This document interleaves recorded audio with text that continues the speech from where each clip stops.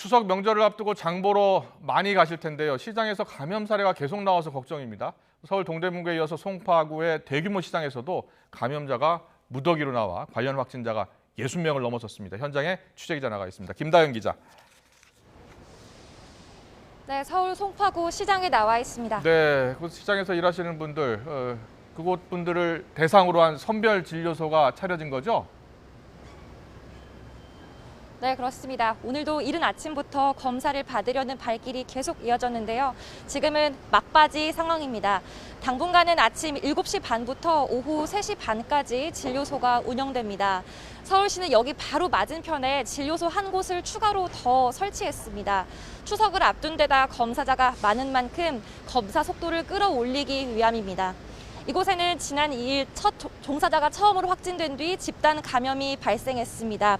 관련 확진자는 61명으로 집계됐는데요. 종사자가 대부분입니다. 역학 조사 결과 일부 확진자는 증상 발현 뒤에도 계속 근무한 것으로 확인됐습니다. 지금까지 검사를 받은 930명 가운데 양성과 음성이 가려진 241명을 제외하고 나머지는 결과를 기다리고 있습니다. 국내 최대 농수산물 시장인 이곳은 지난 5월에도 100명 넘는 확진자가 나오기도 했는데요. 서울시는 이번에 방역수칙 특별 단속반을 24시간 운영해 관리 체계를 강화하기로 했습니다. 서울 동대문구에 있는 수산시장에서도 확진자가 많이 나오고 있습니다. 지난달 30일 종사자 1명이 처음 확진된 뒤 지금까지 50명 가까이 확진 판정을 받았습니다. 추석을 앞두고 시장에서 잇따라 확진자가 나오면서 감염 규모가 커지지 않을지 걱정인데요. 상인들은 모처럼 반짝 대목을 앞두고 울상인 모습입니다. 시장뿐 아니라 다른 다중이용시설에서도 확진자가 계속 나오고 있죠? 네, 직장과 종교시설, 실내체육시설 등 다중이용시설 곳곳에서 감염 사례 계속 나오고 있습니다. 서울 은평구의 교회에서는 어제 하루 서울에서 3명이 추가 확진되면서 관련 확진자가 38명으로 집계됐습니다. 같은 구의 학원에서도 추가 감염자가 나와 서울 내 확진자만 27명으로 조사됐습니다.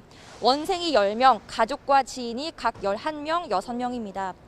이 밖에 서울 강동구의 실내체육시설에서는 확진자가 21명이 나왔습니다. 지하에 있어 자연 환기가 어려운 데다 일부 직원이 의심 증상이 있음에도 출근해 감염이 번진 것으로 조사됐습니다. 경기도의 경우 양주시 가구 제조업체와 관련해 12명이 확진됐고 안산 어린이집에서는 30명 넘는 감염자가 나왔습니다. 그제 첫 확진자가 나온 남양주의 주간 보호센터에서도 무더기 감염이 이어지고 있습니다. 지난 7월 초 시작된 4차 대유행은 2달 넘게 이어지고 있습니다. 특히 추석 연휴가 다가오면서 수도권 확산세가 비수도권으로까지 번지지 않을지 걱정인데요. 서울시는 요양병원과 전통시장, 백화점, 종교시설 등을 중심으로 방역관리와 점검 방안을 강화한다는 계획입니다. 지금까지 서울 송파구 시장에서 YTN 김다현입니다.